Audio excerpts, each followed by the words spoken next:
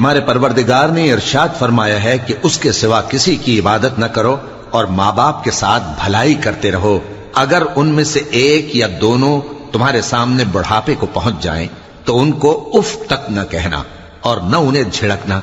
اور ان سے بات ادب کے ساتھ کرنا، اور عجز و نیاز سے ان کے آگے جھکے رہو اور ان کے حق میں دعا کرو کہ اے پروردگار، جیسا انہوں نے مجھے بچپن میں شفقت سے پرورش کیا ہے تو بھی ان کے حال پر رحمت فرما۔ اور ہم نے انسان کو جسے اس کی ماں تکلیف پر تکلیف سہ کر پیٹ میں اٹھائے رکھتی ہے، پھر اس کو دودھ پلاتی ہے اور آخر کار 2 برس میں اس کا دودھ چھڑانا ہوتا ہے، میں نے تاکید کی ہے کہ میرا بھی شکر کرتا رہے اور اپنے ماں باپ کا بھی، کہ تم کو میری ہی طرف لوٹ کر آنا ہے۔ اور اگر وہ دونوں تجھ پر زور ڈالیں کہ تو میرے ساتھ کسی ایسی چیز کو شریک کرے جس کا تجھے کچھ بھی علم نہیں، تو ان کا کہا نہ ماننا، ہاں دنیا کے کاموں میں ان کا اچھی طرح ساتھ دینا، اور جو شخص میری طرف رجوع لائے اس کے رستے پر چلنا،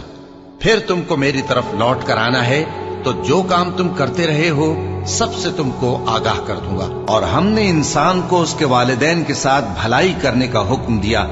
اس کی ماں نے اس کو تکلیف سے پیٹ میں رکھا اور تکلیف ہی سے جنا، اور اس کا پیٹ میں رہنا اور دودھ چھڑانا 2.5 برس میں ہوتا ہے، یہاں تک کہ جب وہ پختہ عمر کو پہنچ جاتا ہے اور 40 برس کا ہو جاتا ہے تو کہتا ہے کہ اے میرے پروردگار، مجھے توفیق دے کہ تو نے جو احسان مجھ پر اور میرے ماں باپ پر کیے ہیں ان کا شکر گزار بنوں، اور یہ کہ نیک عمل کروں جن کو تو پسند کرے، اور میرے لیے میری اولاد کو نیک بنا دے، میں تیری طرف رجوع کرتا ہوں اور میں فرما برداروں میں ہوں۔ اور وہ اپنے ماں باپ کے ساتھ نیکی کرنے والے تھے اور سرکش اور نافرمان نہیں تھے۔ اور جس دن وہ پیدا ہوئے اور جس دن وفات پائیں گے اور جس دن زندہ کر کے اٹھائے جائیں گے ان پر سلام ہے، اور مجھے اپنی ماں کے ساتھ نیک سلوک کرنے والا بنایا ہے اور سرکش و بدبخت نہیں بنایا۔ اور جس دن میں پیدا ہوا اور جس دن